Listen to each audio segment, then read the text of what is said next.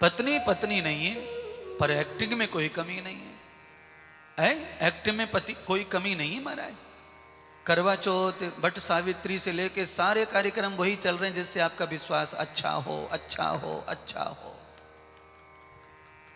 पुरुषों का भी वही हाल है। देश के होनहार और अच्छे पति बनकर के रहना चाहते हैं पत्नी के आगे, पर है नहीं ऐसा।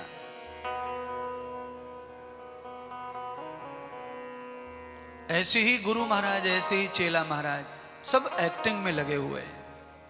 तो ये जगत ही कला मंच है।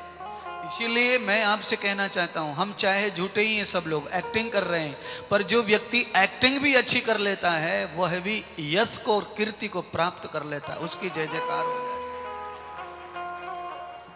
तो भैया मेरे पास में गुरु की एक्टिंग है, तुम पे चेला की एक्टिंग है। दोनों अपनी अपनी एक्टिंग को क्लियर करो और दोनों को ही सफलता प्राप्त हो जाएगी। एक्टिंग अच्छी नहीं होती रामदेव तो क्या होता है? रीटेक होता है।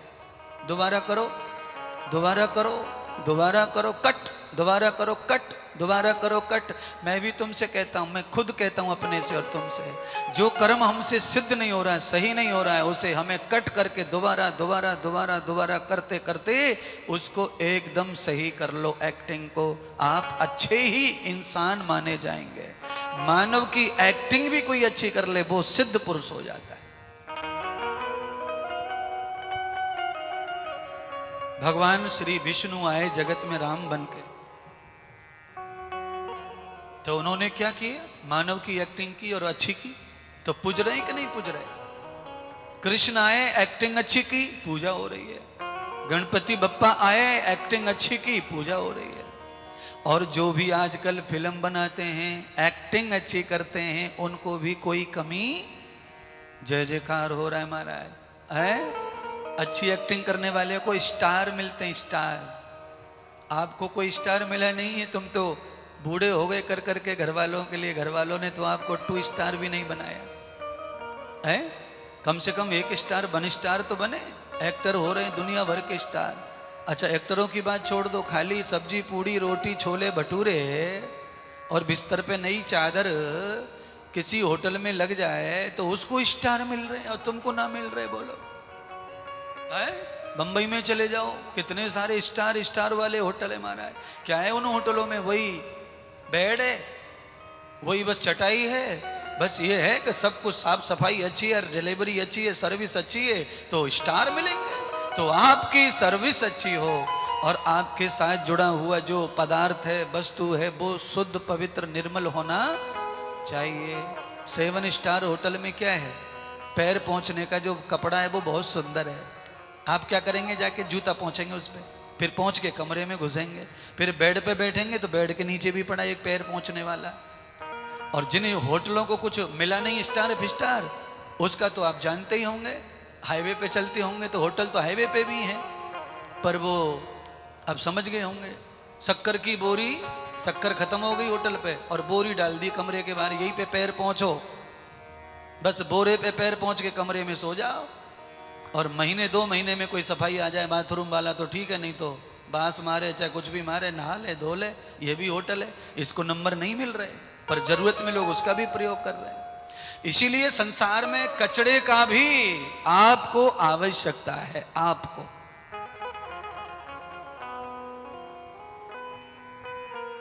आपको कचड़े की जरूरत है।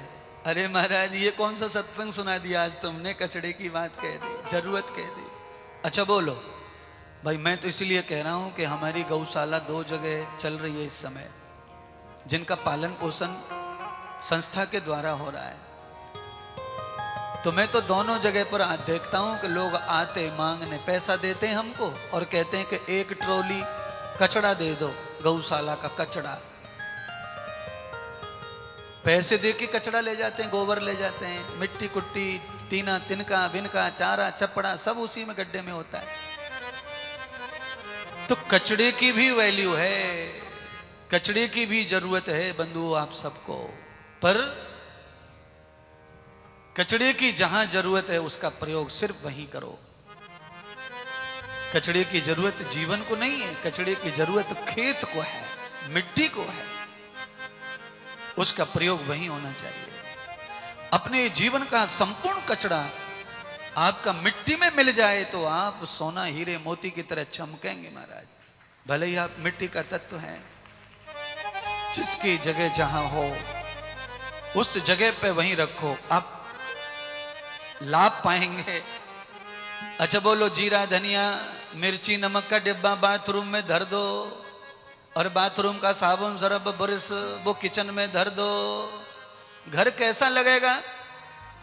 केवल घर लगेगा कैसा वो तो बाद की बात है। जरूरत घर देखने में भी अच्छा लगने वाला नहीं है। जो भी घर में पहली बार मेहमान आएगा उसने घर को घूम लिया तो उस घर में चाहे सोने लुट रहे हो पर अपनी बेटी का ब्याह करने वाला वो तो ये समझेगा भैया घर में सबरे पागल रहते हैं। बाथरूम का सावन किचन में और किचन का बाथरूम में, और दोनों ही घर में जरूरी है। सामान दोनों ही चाहिए घर में, नमक मिर्ची धनिया भी चाहिए और साबुन सरफ भी चाहिए। पर कहाँ चाहिए? जिसकी जरूरत जहां है उसका स्थान वहां अगर है तो उस घर के आदमी को सब लोग सुलक्षणा मानते हैं, लक्ष्मी मानते हैं। और सामान इतर बितर हो गया तो उसी घर की माता को आशीर्वाद की जगह लोग तू तू तू तू करते हैं। जब से बहू आई है ना तब से हमारे घर का तो क्या हो गया है? हाँ, मटिया मेट हो गया। हमारे तो घर में अब सामान का ही ठिकाना नहीं है। इसीलिए यथार्थ स्थान पर जगह पर काम हो, कर्म हो, सामान हो। तो भैया ऐसे ही हमारे जीवन में ये शरीर भी एक मकान है, ये संसार भी एक मकान है। तो इन दोनों में यथार्थ स्थान पर यथार्थ सोचो, यथार्थ भोगो और यथार्थ रहो तो ये संसार भी तुम्हारे लिए बैकुंठ ही है। अलग बैकुंठ में जाने कहीं जरूरत नहीं पड़ेगी। बैकुंठ अलग कहीं है भी नहीं। मैंने कल या परसों भी समझाया था, कैलाश भी धरती पर है और बैकुंठ भी धरती पर है। बैकुंठ का असली नाम है बद्रीनाथ। बद्रीनाथ माने बैकुंठ, कैलाश माने कैलाश है। हिमालय पर्वत, गंगोत्री जमुनोत्री माने स्वर्ग। धरती के अलावा कोई धाम कहीं है ही नहीं। इसीलिए कुछ लोग मरने के बाद लिखते हैं हमारे पप्पा कैलाशवासी झाले है, हमचे बड़ील बैकुंठवासी, हाँ हमची आई स्वर्गवासी झाली। अच्छा बोलो, ये झूठ बोल रहे हैं कि सच? ये झूठ बोल रहे हैं। इनको किसी को भी पता नहीं है कि वो कहाँ गए और कहाँ झाले और कहाँ टाले है। बोलो आई कुठे गेली, आपले बप्पा कुठे गेले, किसी का माहिती का काईला ना, अपने अपने कर्म अनुसार। तो मैंने एक सुंदर व्याख्यान दिया था अभी परसों प्रश्नोत्तरी कार्यक्रम में। वो बैकुंठ भी नहीं गए, कैलाश भी नहीं गए, वो स्वर्ग भी नहीं गए, पर अपने घर में मरने वाले को सम्मान देना चाहिए। इसलिए हम सम्मान के सूचक शब्द लिखते हैं और जमाने को बताते हैं। कैसे?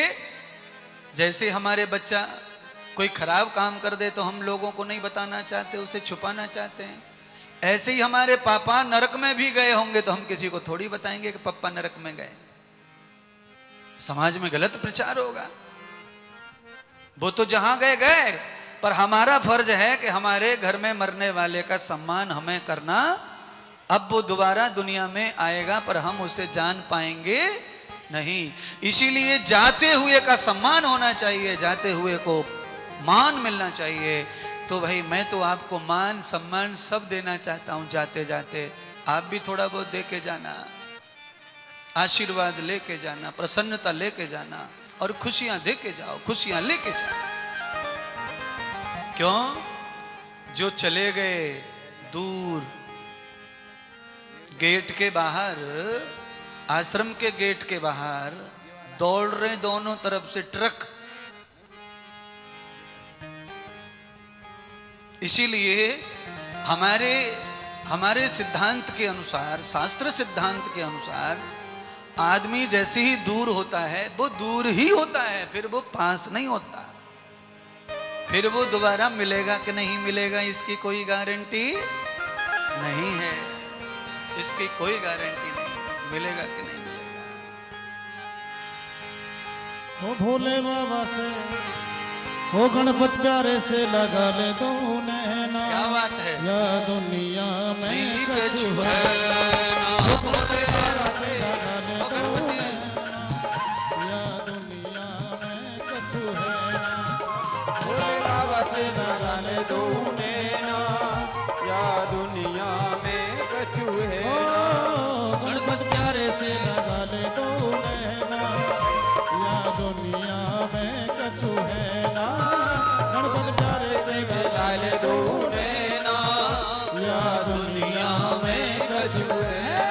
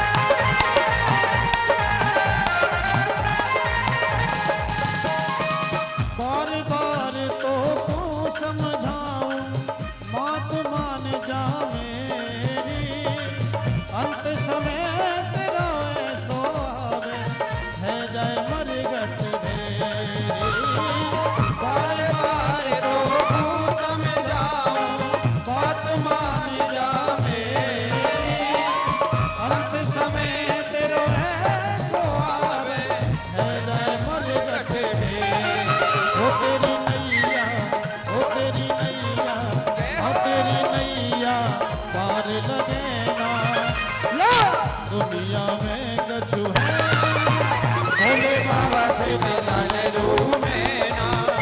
या दुनिया में कछु है ना, ओ गणपत प्यारे से लगा ले दो नैना। या दुनिया में कछु है ना, भोले बाबा से मिला ले दो नैना। या दुनिया में कछु है। जय हो सतगुरुदेव भगवान की।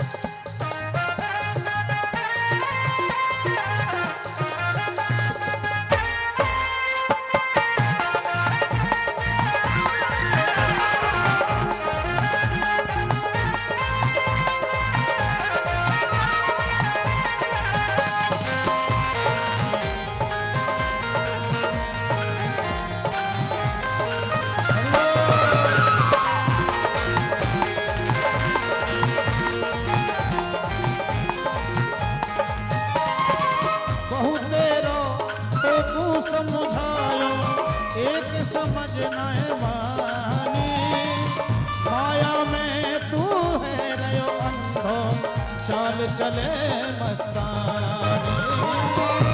तेरो तो समझायो, एक समझ नहीं मानी, माया में तू है रयो अंधो, चाल चले मस्तानी। हो तेरे माया, हो तेरे माया, हो तेरे माया संग चले ना। दुनिया में कछु है ना, भोले बाबा से मिला ले दो नैना। या दुनिया में कछु है ना, ओ गणपत प्यारे से लगा ले दो नैना। या दुनिया में कछु है ना, भोले बाबा से मिला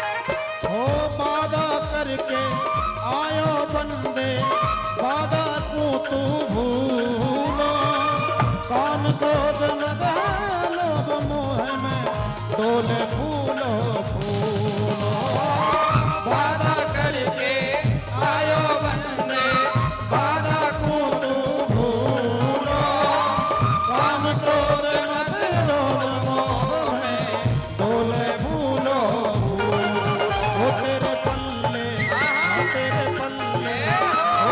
पल्ले कछु पड़ना या दुनिया में कछु है तेरे पाले मिलाए लूने ना या दुनिया में कछु है ना ओ गणपत प्यार से लगा ले दो नैना या दुनिया में कछु है ना भोले बाबा से मिला ले दो नैना या दुनिया में कछु है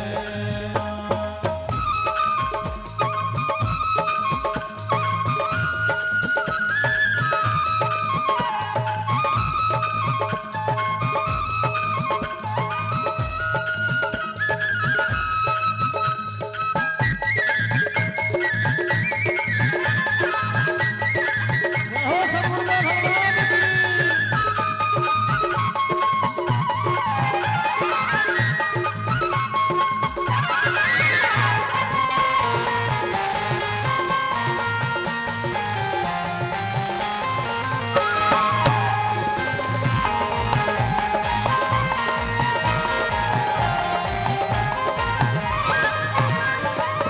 लख 84 भोग भाग के ये नरियोनी पाई बिन भजन के व्रत अवस्था सब है तूने गमाए लख 84 भोग भाग के ये नरियोनी पाई बिन भजन के व्रत अवस्था सब है तूने गमाई तेरी अब तो तेरी अब तो ओ तेरी अब तो काल करे ना या दुनिया में कछु है बोले बाबा से मिला ले दो नैना या दुनिया में कछु है ना ओ गणपत प्यारे से लगा ले दो नैना या दुनिया में कछु है ना गणपत प्यारे से मिला ले दो नैना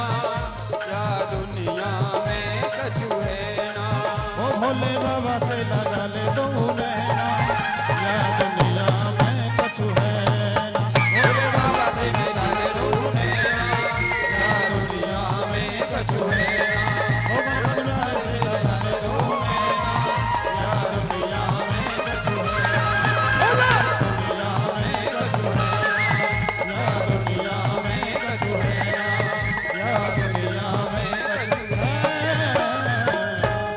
बोली शंकर भगवान की जय हो गणेश भगवान की जय हो सद्गुरुदेव भगवान की जय हो जय जय श्री राधे श्याम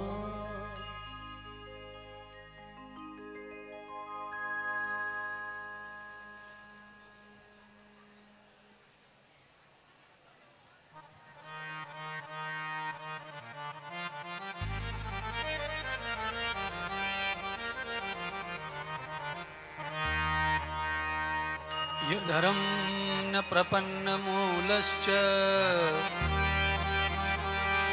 देवयुक्तं सम्प्रभ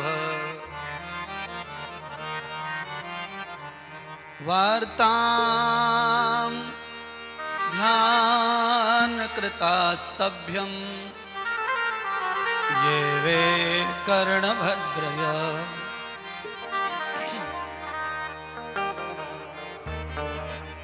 ब्रह्मा जी ने भगवान वेद व्यास जी को ऐसे परम पावन दृष्टांत बताए गणेश जी के कि जिन्हें सुनकर स्वयं ब्रह्मा अचंबित हो गए और स्वयं व्यास जी अचंबित हो गए।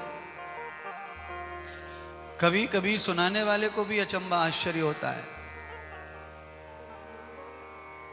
क्योंकि वैसे ज्यादा सुनाने वाले जितने लोग होते हैं वो याद करके आते हैं, पढ़ के आते हैं, पढ़ते रहते हैं, पर दुनिया में कुछ कुछ लोग ब्रह्मा के समान होते हैं जो ना याद करते हैं न पढ़ते हैं, और अनमोल सुंदर से सुंदर नए से नया कानों में जो शब्द डालते हैं तो उनको हैरानी होती है, वो भी अचंभित हो जाते हैं कि मैंने जो सुनाया है ये मुझे कहां से आया, कैसे निकल गया मुंह से।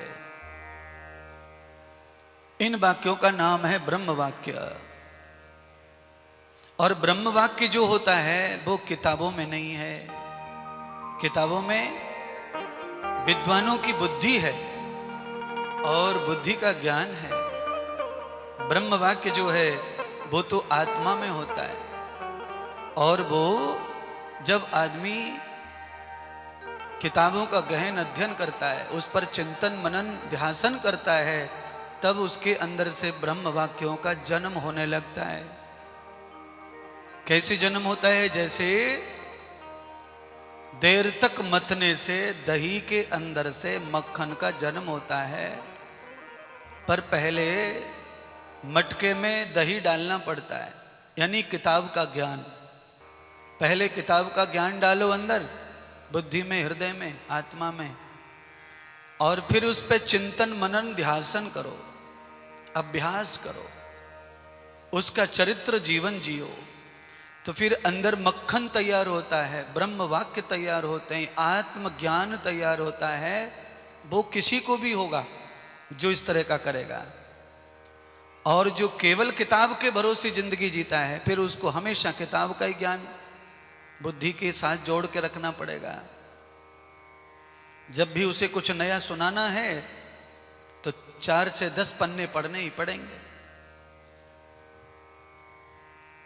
पर पढ़ना जरूरी है, क्योंकि मैंने कहा पहले तो मटकी में दही डालना ही पड़ेगा। साधना की, तपस्या की, आचरण की मथनी से मथना पड़ेगा। इतना जरूर है कि मक्खन तुम्हें नहीं निकालना पड़ेगा, वो स्वयं ही वो प्रकट हो जाता है। तो आत्मज्ञान प्रकट हो जाता है, ब्रह्म ज्ञान प्रकट हो जाता है, अमृत ज्ञान प्रकट हो जाता है।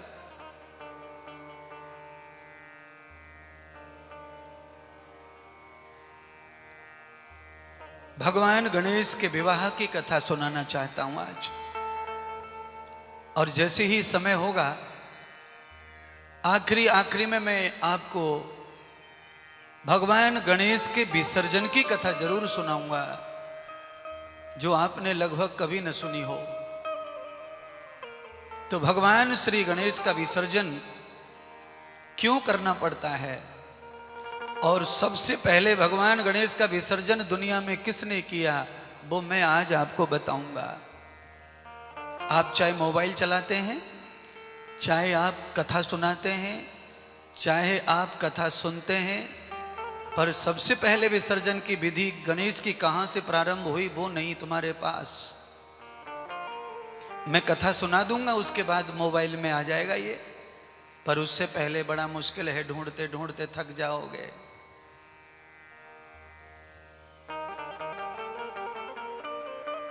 भगवान श्री गणेश के विवाह की कथा सबने सुन रखी है, सब जानते हैं, पर अभी हमें आज 9 दिन पूरे हो गए, हम अभी भगवान के जन्म से ही ऊपर नहीं आ पाए। मैंने गणेश जी का रोज जन्म किया है। आज गणेश और कार्तिकेय दोनों खेल रहे हैं। दांत टूटा उस दिन भी खेल रहे हैं, क्योंकि कथा तो 3 ही दिन हुए दांत टूटने वाली को। और जो बच्चे आपस में खेलते हैं 1.5 साल के, 2 साल के, वो 3 दिन में कैसे 50 साल के हो जाएंगे। तो आज की कथा में भी गणेश और कार्तिकेय खेल रहे हैं। उन दोनों बच्चों को मारने का जो प्लान है किसी राक्षस का, वो तब से है जब से माता पार्वती बालक के जन्म के लिए तेजस्वी, ओजस्वी और सुंदर हुई। किसी किसी गर्भवती महिला का सुंदरता बहुत बढ़ जाती है मां बनने से। कोई कोई महिला अति सुंदर हो जाती है। जैसे ही उसके पेट में गर्भ आया और उसमें वो जवानी आती है, वो सौंदर्य आता है, और किसी किसी महिला को बीमारी लग जाती है मां बन करके, बीमार, पूरी बीमार, उल्टी उल्टी उल्टी, चेहरा सूख गया, पेट सूख गया, पीली पड़ गई। तो हाँ, कथा के माध्यम से हम सब इतना जान लें कि मां बनने पर जिस महिला को तेजस्विता आती है, सौंदर्य आता है, उस माता को समझ लेना है आज के बाद। हमारे घर में जिसको भी आता है, भैया थोड़ा सा कम करना, आवाज लौट के आ रही है।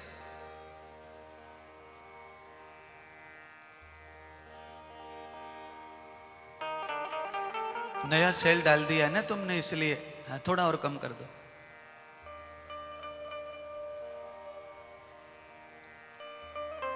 दो चीज आज सीख लो।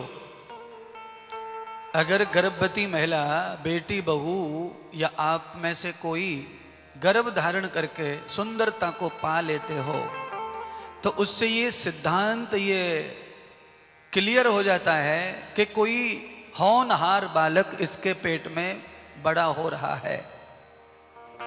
अगर आप गर्भ धारण करके बीमार पड़ जाती हो तो समझ लेना चाहिए कोई नेगेटिव आत्मा इसके गर्भ में आ गई है। बालक पेट में आकर के मां की सुंदरता बढ़ा देता है, अगर वो तुम्हारे लिए आया है तो। अगर वो पवित्र आत्मा है, अगर वो धार्मिक आत्मा है, अगर वो दानी कर्मी आत्मा है, अगर वो पिछले जन्मों का भगत आत्मा है, तो तुम्हारी सुंदरता बढ़ा देगा। अगर पिछले जन्मों का तुम्हारा दुश्मन है तो पेट में आते ही तुमको खाने देगा, न पीने देगा, न सोने। इससे बढ़िया विज्ञान कौन बताएगा तुमको, बताओ? है डॉक्टर को जरूरत है चेक कराने की? बिल्कुल जरूरत नहीं है। बालक पेट में आया और हाय हाय हाय हाय मम्मी कर रही है, तो समझ लो कि कोई न कोई गलत तरीके से गड़बड़ हो गया, नेगेटिव चीज आ गई पेट में। है आप भी बताओ, उल्टी कब होती है आदमी को? पेट खराब हो जाए तब होती हैं। और आज मां बनने से उल्टियों से फुर्सत ना हो रही किसी महिला की। कोई महिला तो 5-6 महीने तक लगातार बेचारी मरती नहीं, सब गति हो जाती उसकी। और महाराज किसी किसी महिला का हाल तो इतना बढ़िया हो जाता है कि राजरानी दिखने लगती है बच्चा पेट में आ गया तो। एकदम ऐसे तंती चली जाती है, खिलती चली जाती है। उससे ये बिल्कुल अंदाजा लगा लो कि पेट में कोई देव आया है, कोई महान आया है। उसमें तेज है, ओज है, वर्चस्व है, कीर्ति है। और इसमें कोई भी किताब ढूंढने की जरूरत नहीं है, ये तो सीधा सीधा दिख रहा है आंखों से। सुनो, गुब्बारे में फूंक मारते ही गुब्बारा फूट जाता है, तो इसका मतलब है गुब्बारे में पहले से कोई कमजोरी। और गुब्बारे में फूंक दे फूंक दे फूंक दे फूंक दे फूंक, गुब्बारा यूं हो गया महाराज। और लटका दिया व्यासपीठ के सामने, व्यासपीठ की सुंदरता बढ़ा दी। क्यों? जिस गुब्बारे में शक्ति है वो हवा को झेल के सुंदर हो जाता है। जिस गुब्बारे में शक्ति नहीं है वो हवा को झेल पाता नहीं है। तो जो आत्मा पावरफुल है, जो आत्मा धर्मात्मा, जो आत्मा भक्त आत्मा, जो आत्मा माता पिता की हितैषी आत्मा, जो आत्मा कुल खानदान की कल्याण करने वाली है, उस गर्भ को लेकर के माता जो है ओजस्वी, तेजस्वी और सुंदर हो जाती है।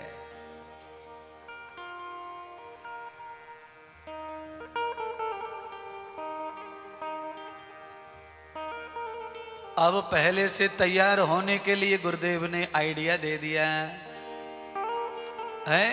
जो गर्भवती होके बीमार पड़ गई वो पहले से तैयार हो जाओ कि गलत हो गया, पेट में गलत समय पे आ गया बालक, इसका ग्रह नक्षत्र और समय ठीक नहीं है। अच्छा बोलो, आप ही बताना। अपन लोग कश्मीर में घूमने गए। कश्मीर में क्या है, थोड़ी ठंडी है, बर्फ पड़ती है। अच्छा, घूमने का महीना हमने चुना जनवरी, तो डबल हो गया मामला। पहले से ठंडी पड़ती है और जनवरी में तो वहां पे हवा भी नहीं, ऑक्सीजन भी नहीं है। अच्छा वो भी झेलना कठिन है, ऊपर से वहां जाके आइसक्रीम और खा लो, तो फिर क्या होगा? गलत टाइम पर घूमना, गलत टाइम पर गलत जगह पर गलत वस्तु का प्रयोग करने से आदमी पूरी तरह निमोनिया में बीमार हो जाएगा। ऐसी ही गलत टाइम, गलत विचार और गलत टाइम पर गलत विचार और गलत भोजन की वजह से बालक का भी जन्म गलत हो जाता है, वो बीमार कर देता है माँ को। इसीलिए गर्भ के लिए समय उत्तम होना चाहिए, विचार उत्तम होना चाहिए और घर का और बुद्धि का माहौल भी अच्छा होना चाहिए। अच्छा श्रीनगर में घूमने का सही टाइम कौन सा है? जून। कौन सा? जून। हाँ, जून में अपने महाराष्ट्र में कैसा लगता है? बचाओ बचाओ। तो ऐसी स्थिति में अपने को एसी चलाना पड़ता है, ठंडक होना। अगर वो एसी वाली ठंडक अगर ऐसे मिल जाए वहां रोड पे, तो जून में अच्छा लगेगा वहां घूमना। सृष्टि वातावरण अनुकूल आने पर आइसक्रीम भी खाई जाए तो नुकसान होने वाला, फिर नुकसान नहीं होगा। ऐसे ही समय उत्तम देख करके औलाद का निर्माण, जन्म होना। चलिए ये विषय यहीं तक ठीक है। गणेश जी के साथ ऐसा ही हुआ। कार्तिकेय जी महाराज का जो समय है वो ठीक नहीं था, इसीलिए कार्तिकेय महाराज को बहुत कष्ट जीवन भर उठाना पड़ा। दुहितम कृतम मूलश्च, भगवान शिव का तेज कम हो गया था कार्तिक के जन्म के समय, और कार्तिक जी का जन्म अनायास हुआ। किसी देवी देवता ने साथ नहीं दिया था कार्तिकेय महाराज का। धरती पर गए, धरती परेशान, समुद्र में गए, समुद्र परेशान, वायु आकाश में गए, सब परेशान। सबने हाथ जोड़ दिए, महाराज हम नहीं झेल सकते, शंकर का तेज है ये। तो आखिर में कहां चले गए कार्तिक? फिर आखिरी चले गए जहन्नुम, जहां कोई जाना नहीं चाहता। और अच्छी महिलाओं के जीवन के साथ उनका पालन पोषण नहीं हुआ। ऐसी महिलाएं पड़ी कड़ी नाचने कूदने वाला काम, पर प्राण बचाने के लिए वो भी अच्छा था, पर नहीं। पर भगवान शिव जी ने 5 साल में ही खोज कर ली अपने बालक की। जीवन में जब गलत संस्कारों का जन्म होता है, पैदा होते हैं, प्रकट होते हैं, अगर उस समय भी पिता कोई गुरु सही मिल जाए तो भी संस्कारों को दबाया जा सकता है और नया जीवन बनाया जा सकता है। जैसे ही कार्तिकेय थोड़े बड़े हुए, 3-4 साल के, शंकर भगवान ढूंढ लाए, कैलाश पे ले आए। बालक ज्यादा कब समझने लगता है? 3-4 साल में। बस उस समय उसका रहना, खाना, सोना, जगना सब अच्छा होना चाहिए। अगर वो 5-6 साल की आयु में उसके साथी संगी, मम्मी पापा, चच्चा चच्चू अच्छे नहीं है, तो बालक की लाइफ फिर खराब ही समझो। एक केवल किताबी शिक्षा के अलावा उसमें और अच्छाइयां ज्यादा आने वाली नहीं है। इंद्रियों का जब विकास होता है वो उम्र 5 साल की है। उसी समय इंद्रियों को अच्छी अच्छी बात, अच्छे अच्छे लोग, अच्छे अच्छे रूप दिखने चाहिए। इसीलिए शास्त्रों में, कथाओं में लिखा हुआ है कि 5 वर्ष की उम्र में ही मनुष्य को गुरु मंत्र लेकर के चूड़ामण कर लेना चाहिए, अपना नया संस्कार कर लेना चाहिए। ध्वज दूसरा संस्कार कर लेना चाहिए। अच्छा, कई लोगों के पास में क्या रहता है, कभी कभी धन की कमी रहती है, तो वो क्या करते हैं, पहले 2 कमरे बना लेते नीचे और ऊपर की मंजिल के लिए थोड़ा चाल छोड़ देते हैं। पैसे इतने कम के 2 कमरे जो बनाए, न उसमें नीचे धरती में कोवा हुआ, न प्लास्टर हुआ। 2-4-6 साल निकाल लेंगे, कमा लेंगे, फिर प्लास्टर कर लेंगे। ऐसा ही किया। दूसरा राउंड आया 2-3 साल में, प्लास्टर कर लिया, थोड़ा सा धरती में पक्का कर लिया, कोवा कर लिया। अब उसे सुंदर कब बनाए, तो फिर और 5-4 साल लग गए। अब ऊपर का कब करें, बड़ी समस्या है, तो ऊपर के लिए और 10-15 साल लग गए। तो कुल मिलाकर के घर बना तो सही, पर घर में थेगड़ी और कमजोरी हो गई। कमजोर हो जाता है घर और उसमें थेगड़ियां लग जाती हैं, और थेगड़ी लग जाने से वो घर किसी भी भूकंप को झेलने को तैयार नहीं रहता। इसीलिए जो आदमी आधी अधूरी उम्र 40, 50, 60 साल में जाके गुरु फुरु बनाते हैं कि नहीं, वो गरीबी के मारे समझो उनको। काय के मारे? गरीबी के मारे हैं वो। उनके जीवन में विवेक की, ज्ञान की गरीबी रही, इसीलिए भाग्य की गरीबी के कारण उनको समय पर उद्योग नहीं मिला, दूसरा जन्म नहीं हो पाया, और ऐसा माहौल नहीं मिला। माहौल कैसा? अच्छा, कुछ लोग ऐसे होते हैं गुरु मंत्र ले भी लेते हैं, पर माहौल उस तरह का नहीं रहता गुरु मंत्र वाला। माहौल वैसा ही रहता है जैसा पहले था, छोड़ के आए थे।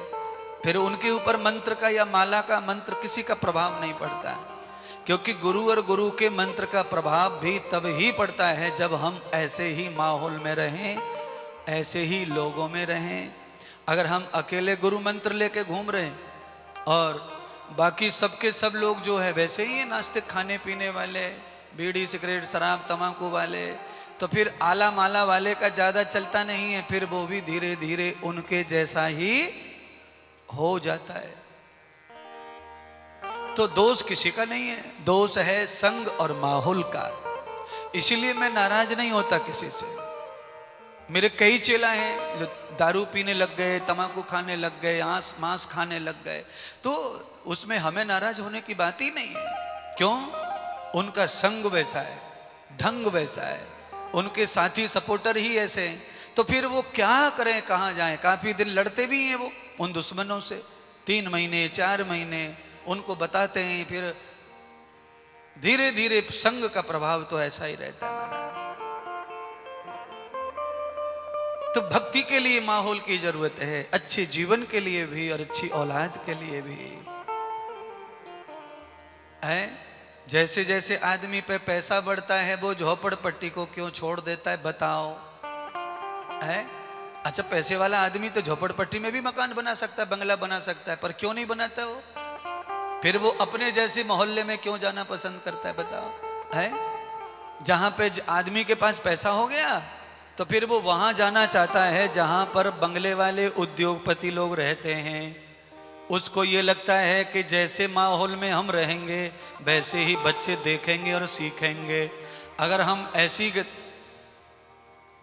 कुचरी कुचरी गली मोहल्ले में रहेंगे, गरीबों में रहेंगे, तो हमारे बच्चों को वही दिखेगा, वैसे लोग वही उत्पात, वही सीखेंगे। तो सबका अपना अपना भाग्य है जीवन जीने के लिए, रहने के लिए। पर समझाने के लिए मैंने ये दृष्टांत दिया है कि आदमी जब बड़ा होने लगता है तो अपनी गली मोहल्लों को छोड़कर अच्छी सोसाइटी में जाना पसंद करता है, रहना पसंद करता है। बोलो, गांवों में से लोग शहर में क्यों जा रहे हैं?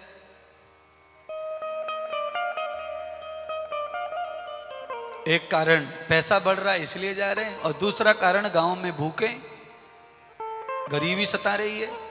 शहर में जाके रोटी मिलती है, रोजगार मिलता है। तो 2 ही कारण हैं शहर में जाने के, या तो रोजगार की तलाश में और या संपत्ति के प्रयोग के लिए। पैसा बढ़ता है तो आदमी को सबसे पहले घर अच्छा होना, अच्छी जगह पे होना, बाल गोपाल को अच्छे स्कूल होना, अच्छी शिक्षा होना है। लोग शहर में रहेंगे, बालक वहाँ पढ़ेंगे तो उनको वैसी ही बुद्धि आएगी। लोग ऐसा सोचते हैं और ये सही सोच भी है, पर उसके साथ साथ में दूसरी सोच को भी जन्म दीजिए, दूसरी सोच को बढ़ाइए। अब शहरों में विकास है तो केवल धन का, रोजी रोटी का, संस्कारों का विकास अब शहर में थम गया, रुक गया। अब ज्यादा से ज्यादा लोग बिगड़ रहे कहां? शहर में। पूरे के पूरे सवेरे सवेरे तो आप 5-6 बजे तो आप देखो ना रोड पे, तो ऐसा लगता ही नहीं है कि ये लोग भारत के ही लोग हैं जो घूमने आए गार्डन में, रोड पे है। सवेरे की तो घूमने की लोगों ने बासी ड्रेस अलग ही बना रखी है, घूमने की ड्रेस ही अलग है सबकी। अरे भैया हमारे आश्रम में भी रोड है, पेड़ पौधे हैं, हम भी घूमते हैं शाम सवेरे। पर लोगों ने अलग अलग, पैसा है तो लोग चलन के साथ चलता है? किसी को देख लिया उसने कि वो नाइट ड्रेस में आई है घूमने, वो ट्रक सूट में आए घूमने, वो प्ले के खेल कूद के कपड़ों में आए, तो बूढ़े बूढ़े आदमी ट्रक सूट खरीद रहे, स्पोर्ट्स के कपड़े खरीद रहे घूमने के लिए है। अच्छा स्पोर्ट्स के कपड़े, अच्छा बताओ, तुम बताओ मकान देशमुख, तुम ये बताओ कि तुम जब छोटे थे तो कबड्डी खेलने के लिए कौन से कपड़े पहनते थे, और गिल्ली डंडा के लिए? तो अब तो देश बर्बाद हुआ रखा है, अब तो गिल्ली डंडा खेलने के लिए दुकान से कपड़े खरीदने पड़ते हैं। हमारा बच्चा स्पोर्ट खेल रहा, स्पोर्ट क्या खेल रहा है? फलाला गेम, ये गेम में हमारा बच्चा, कौन सा गेम है? गिल्ली डंडा है, गिल्ली डंडा। और हम आपको बताएं, हमने भी गिल्ली डंडा खेले हो,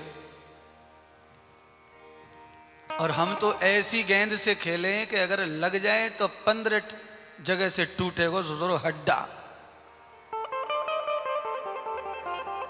है। हॉकी हमने खेली है बचपन में, और हॉकी कहां से लाए? नीम के पेड़ पे से डंडा तोड़ के और दुनिया भर की प्लास्टिक की इकट्ठी करके उसको जला के गेंद बनाते प्लास्टिक की। आरी चले तो लोहा, कटे पर गेंद। और फिर खेलने के लिए कपड़े का तो सवाल ही नहीं, नंगे होके खेलते थे पहले तो, अंडरवियर से बनियानी उतार के धर दई साली चबूतरा पे, तू यहां धरी रे। चलो हम तो गुरुकुल में थे तो लंगोट पहनते थे, पर गांव में जो लोग नंगे उघाड़े होकर के अंडरवियर और लंगोट में जो लोग खेल गए खेल, वो सब बलवान है। और जो कपड़े पहनते हैं खेलने के लिए, उनमें कछु बल बल ना, वो खाली खेल रहे हैं और जीत रहे हैं और हार रहे हैं। महाराज हड्डी टूटने के समय पता चलता है कि किसमें कितना बल है। आपने, आप जानेंगे कि नहीं जानेंगे क्या पता। एक खेल बचपन में ऐसा भी था, पहले जानते ही हैं सब लोग, कि 5-7 लोग रहते थे और किसी एक को छू के,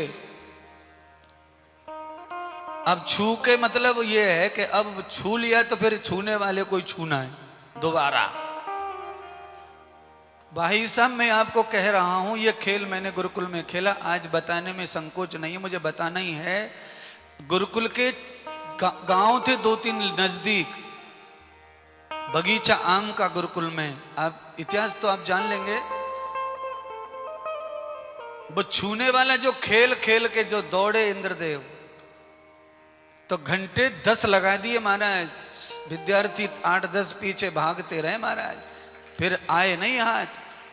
गांव मालियों के थे अगल बगल में, तो खीरा के खेत में, गन्ने के खेत में, पेड़ पे, कहीं भी घूमो, कहीं भी छुपो, कहीं भी हो महाराज, खुजली हो गई पूरे शरीर में पर हाथ ना आए, ऐसा खेल है। उस खेल को खेलने से आदमी की इम्यूनिटी बढ़ती, पावर बढ़ती, ऊर्जा बढ़ती, शक्ति बढ़ती है? बताओ, खेल की कोचिंग कर रही है दुनिया, हंसने की कोचिंग कर रहे हैं लोग, हंसने के लिए जा रहे हैं मेडिटेशन में, केंद्र में, और लोग तुम्हारी कमजोरी का फायदा भी उठा रहे। अब किसी भी शहर में चले जाओ आप, अब व्यायाम बंद होगा योगा में व्यायाम बंद हो गया। अब वो खाली योगा में क्या करवाते, आंख बंद करिए और हैप्पी हैप्पी सोचिए, हैप्पी हैप्पी। बताओ, वो देसी भाषा में नहीं बोलते, खाली अंग्रेजी में थोड़ा बोल लेते हैं, इतना फर्क है। गांव में कहते हैं कि जोर से हंस ले, मर ना आएगा कोई घर में, मुंह लटकाए के बैठे हुए, और वो पैसा लेके बोलते हैप्पी हैप्पी सोचिए, हैप्पी हैप्पी। और फीस 7 दिन का शिविर है हमारे जलगांव में, फलाने वहां के वो आए, वो महाराज टीचर, क्या करते हैं वो, बस समझ गए आप। पर ऐसा जमाना आ गया है, अब हंसने और हंसाने का ट्रेनिंग भी गुरु से, टीचर से मिलेगी। इतनी बदकिस्मती समाज में मानव की आ गई है। हंसना है तो कहीं और जाना पड़ेगा, घर में हंसी आने वाली क्या हो गया घर को बताओ।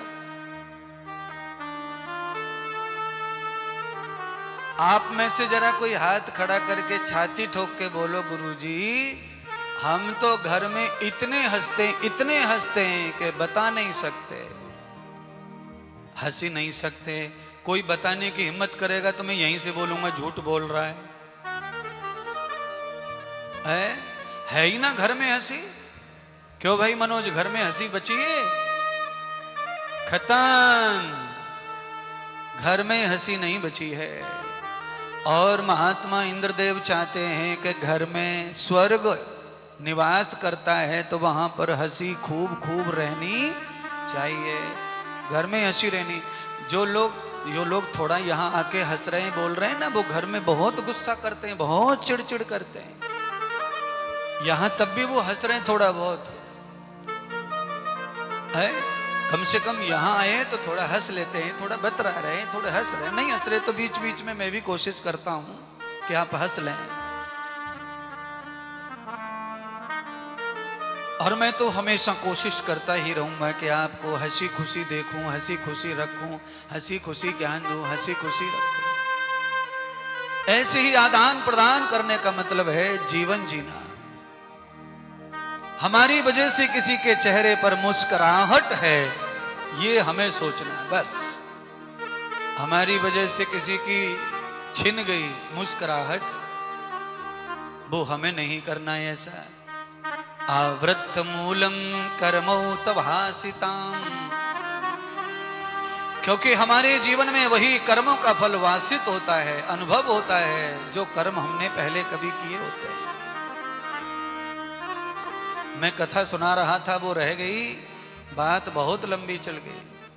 मैं कथा सुना रहा था कि कार्तिकेय और गणेश दोनों खेल रहे हैं। हाय राम, दोनों कौन हैं? दोनों भाई हैं, भाई। तो ये कथा मैं क्यों सुना रहा हूं? क्योंकि आज के बाद में न जाने गणेश और कार्तिकेय की कथा कब सुनाएंगे, और ये कथा आएगी कि नहीं आएगी पता नहीं।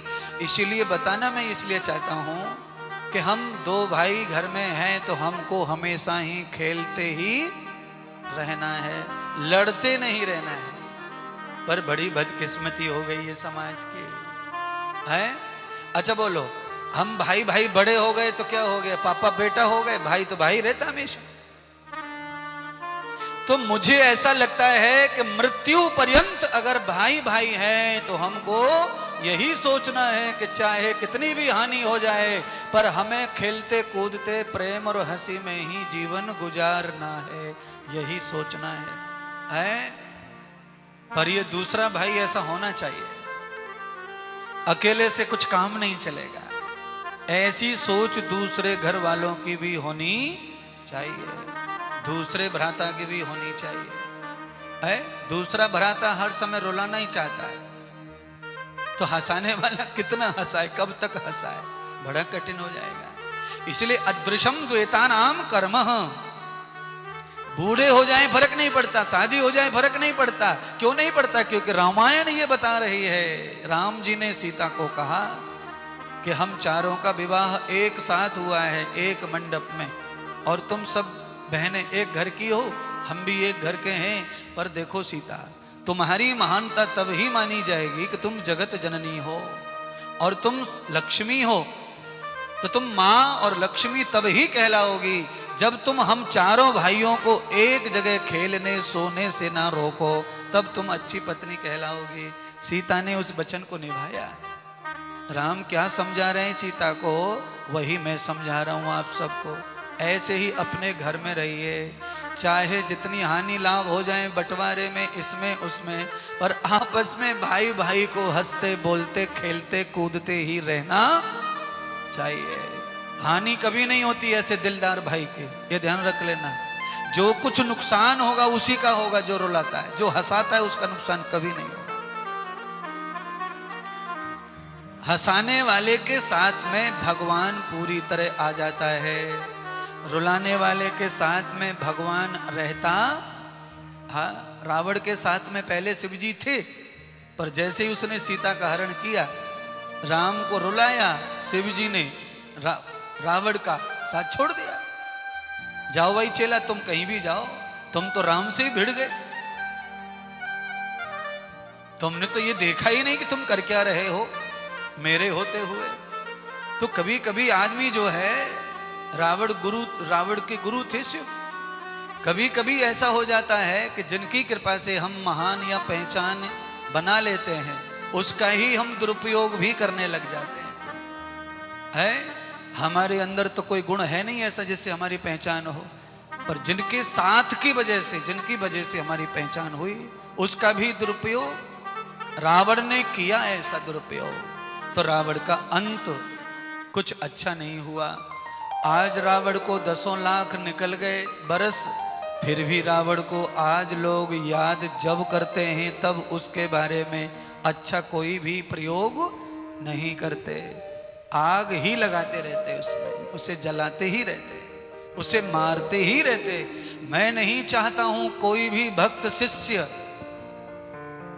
इस तरह का अपयश का शिकार हो, सभी को यश और कीर्ति प्राप्त हो। ऐसे ही अच्छी बुद्धि से हमें अपने जीवन का निर्वाह करना चाहिए।